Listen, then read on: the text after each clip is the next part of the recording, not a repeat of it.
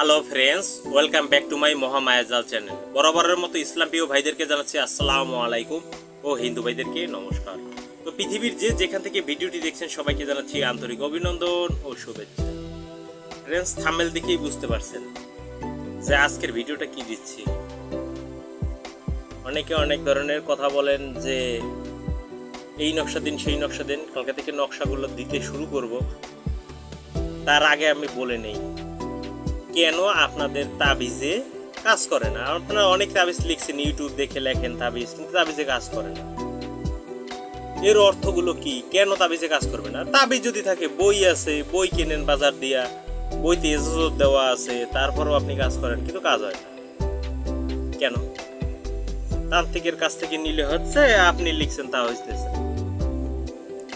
আমি রান্না করলে যদি ভাত হয়, মানে পোলাও হয়, আপনি রান্না করলে কি পোলাও হবে না? কেন হবে না? সেই সম্পর্কে বিস্তারিত আলোচনা আপনাদেরকে করে দিচ্ছি। কথা বাড়াবো না, চলুন মূল ভিডিওতে প্রবেশ করি।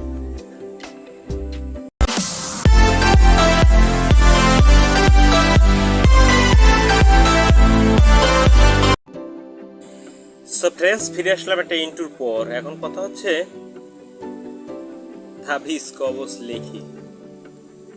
আপনি যে তাবিজ কবজ যেখানে লিখছেন জায়গাটা শুদ্ধ তো, সেটা আগে বিবেচনা করে নেবেন, জায়গাটা শুদ্ধ কিনা। অপরিষ্কার অপরিচ্ছন্ন হোক, কিন্তু শুদ্ধ জিনিস হোক, সেই জায়গাটা পবিত্র থাকুক।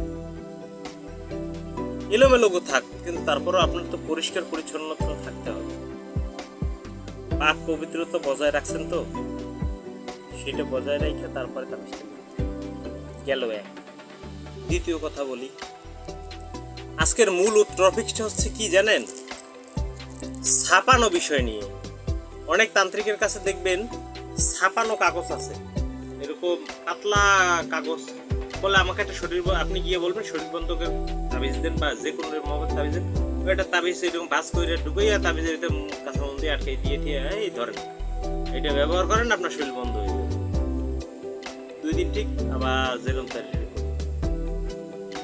এই তাবিজগুলো হচ্ছে বিভিন্ন কারখানায় ব্যবসায়ীরা, মানে পাতলা কাগজের ওই যে ঘুড়ি বানায় না, ঘুড়ি বানায় যে পাতলা কাগজ, ওই কাগজের উপরে লাল কালি দিয়ে, মানে পাতলা কালি দিয়ে একটু ছাপায়, ওতে জাফরান মেশকের কালি নাই। ছাপানো জিনিস আর এই কলমে আমরা যে কালি বানাই, জাফরান মেশকো, কুমকুম, কস্তুরি, গোরসোনা, কামসিঁদুর, এগুলো মিলিয়ে বিভিন্ন কালি অ্যাড করে তারপরে কালিকে জাগাইয়া তারপরে এটা লিখে তারপরে যে তাবিজটা লিখি, সেইটাই কি কাজ দিবে? না ওই আপনারা ওই যে 1 টাকা করে পিস কেনে, 100 পিস 100 টাকা, ওইটা আপনারা কিনে ব্যবহার করবেন, ওইটা কাজ করে? অনেক তান্ত্রিক আছে চট্টগ্রামের দিকে, তারা কিন্তু শুধু ওই, মানে তাদের কাছে নাম বলবেন, নাম লেখেন, নাম লিখতে পারে না, নিজের নাম লিখতে পারে না, সেটা তারা তান্ত্রিক। এই কাজগুলো করলে এই কারণেই আপনাদের গুলো কাজ হচ্ছে। দ্বিতীয়ত, যে নকশাগুলো দেয় অনেকে ইউটিউবে পূর্ণাঙ্গ রূপে দেয় না। লাল কলম দিয়ে কি আর তাবিজ লেখলে তো অতটা কাজ করে? আপনার কালিটা হতে হবে এইটা, জাফরান, মেশকো, কুমকুম, কস্তুরি, গোরসোনা, এগুলো মিলিয়ে, কামসিঁদুর মিলিয়ে আপনাকে এই কালিটা তৈরি করতে হবে। সেই কালি দিয়ে আপনি তাবিজ লিখবেন, সেই তাবিজে কথা বলতে বাধ্য হবে, তাবিজে কাজ করতে বাধ্য হবে। কিন্তু আপনারা করবেন কি? লাল কালি ছাড়া তো যুগটাই হয়ে গেছে এরকম।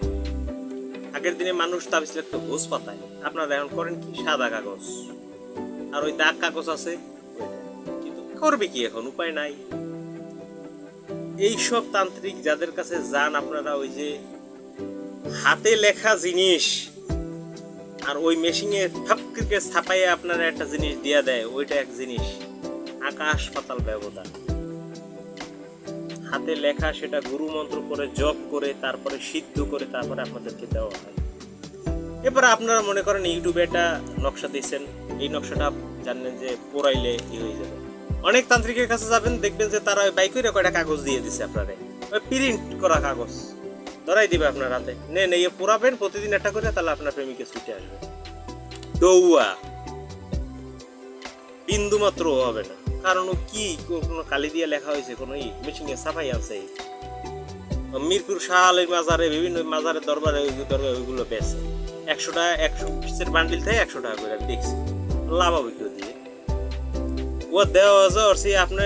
ওর থেকে আমি মনে করি আপনি যদি কালো কলম দিয়ে সাদা কাগজে একটা কোরআনের একটা আয়াত লেখা, একটা সূরা লেখা যদি নিজের সাথে ব্যবহার করেন, তাও 1000 গুণে ভালো ওইটা ব্যবহার করার চেয়ে। এখন আপনারা করেন কি, আমি তাবিজ লিখছি, কাজ হইতেছে না। ভাই আপনি তো আমল নাই, তাবিজটাকে জাগাইতে হয় কিভাবে জানেন না, তাবিজটা চালনা করার জন্য যে মন্ত্র আছে তা আপনি জানেন না, তাহলে আপনার কাজটা হবে কিভাবে? একজনে ফোন করে বলে, ভাই আমি নিতান্ত গরিব মানুষ, আপনি যে কাজ করতেছেন তার ফাঁকে আমার কাজটা ঢুকাই দেন, করে দিবেন। আমি কাজ করতেছি, যারা টাকা দিছে আমি তাদের কাজ ফাঁকা রেখে ওনার কাজটা ঢুকাই দেব। এত ঠেকা পড়ছি আমি। এইগুলা সব উল্টাপাল্টা কথা কেন যে বলে আমি বুঝতে পারি না। যাই হোক ফ্রেন্ডস, আমার মূল লক্ষ্য ছিল আপনারা যে তান্ত্রিকের কাছে যান, আমার কাছে আসেন না, দরকার নাই। যে তান্ত্রিকের কাছে যান, একদম সোজাসাপটা কথা, আগে দেখবেন ওই তান্ত্রিক শিক্ষিত কি না, লেখাপড়া জানে কি না, তার সাথে তার মেজাজ, তান্ত্রিক হলেই হবে না, তার মেজাজ থাকতে হবে এরকম শান্তশিষ্ট স্বভাবের মতো। যদি ভালো মানুষ হয় তবে তার কাছ থেকে করবেন। কুফরি কালামে আসক্ত এরকমের কোনো কাজে আপনারা যাবেন না। যদি মনে করেন যে হ্যাঁ আমি এই কথাগুলো বলছি আপনাদের কাছে যুক্তিসঙ্গত, তাহলে আপনাদের মূল্যবান মতামত কমেন্ট বক্সে লিখলে আগামীকাল থেকে আমি আপনাদেরকে যে ধরনের ভিডিও দেওয়া শুরু করব আপনারা কল্পনাও করতে পারবেন না। অনেক অনেক খুব গুরুত্বপূর্ণ নকশা দেওয়া শুরু করব এবং গুরুত্বপূর্ণ মন্ত্রও দেওয়া শুরু করব। কিন্তু আমি আপনাদের বলি বারবার, আপনাদের পায়ে ধরি, হাতে ধরি, এমন তান্ত্রিকের কাছে যাবেন যিনি শিক্ষিত, অন্তত না শিক্ষিত বলতে এরকমের না আমি চাচ্ছি যে সে গ্রাজুয়েট এমন না, অন্তত 8ম শ্রেণী 9ম শ্রেণী পাশ হোক, একটু লেখাপড়া হোক। তো যে লিখতেই পারে না, আদতে নাম লিখতে কলম ভেঙে যায়, ওই তান্ত্রিকের কাছে যাইয়েন না। কারণ উনি মন্ত্র উচ্চারণ করতে ক কইতে খ কইয়া ফেলাবে, ক লস বলবে ঠিলা, ক লয়কার লা বলবে কেলা, ঠিক আছে, কষ্টে বি ডরে আকা লমে কুরা, এই সমস্ত বলবে। আপনারা এ দিয়ে ভাই থামেন, আপনাদের হাতে ধরি, পায়েও ধরি। আমার কথা যদি অযৌক্তিক হয় তাহলে বললে দিবেন যে অযৌক্তিক হয়েছে, তাইলে আমি আপনাদের কাছে মাপ চাই। ভিডিওটা বেশি বেশি করে শেয়ার করে দেবেন, নিজে তো উপকৃত হবেন, অন্যকে উপকার করার সুযোগ তৈরি করে দিবেন।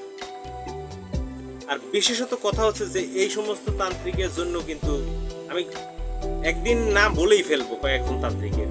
এই যে গুরু বকুল আছে, সে কত শিষ্য বানাইছেন। আমরা শিষ্যদেরকে বলতেছি, এই যে শিষ্যগুলো আছে ওগুলা কি আপনি যে বানাইছেন, আপনি নিজে তো নিজের নামই লিখতে পারেন না বকুল। আর উনি দেখাইতে গেলে পরে উনি একটা দেখায়, আমার অনেক মন্ত্র উনি শুরু করে উনি ওনার শিষ্যদের দিচ্ছে। এবং উনি করছে কি, এই কথা ওনারা বলতে গেছে পর উনি আমার সার্টিফিকেট দেখায়, আমার এই তান্ত্রিকের সার্টিফিকেট আছে। তান্ত্রিকের সার্টিফিকেট না, ওনার একটা ইউনানি কবিরাজি যে দাওয়াখানার যে সার্টিফিকেট, এর একটা সার্টিফিকেট একটা দেখায়। ওটা কি, একটা পাসপোর্ট আছে, এইটা দেখায়। পাসপোর্ট তো সবাইরই আছে না, আমার পাসপোর্ট আমি আপনারা দেখাবো, এই এলে হয়ে গেছে, তাহলে আমি বড় তান্ত্রিক হয়ে গেছি। পাসপোর্ট দেখাইলে আমি বড় তান্ত্রিক, আর দেখাইলে ইউনানির একটা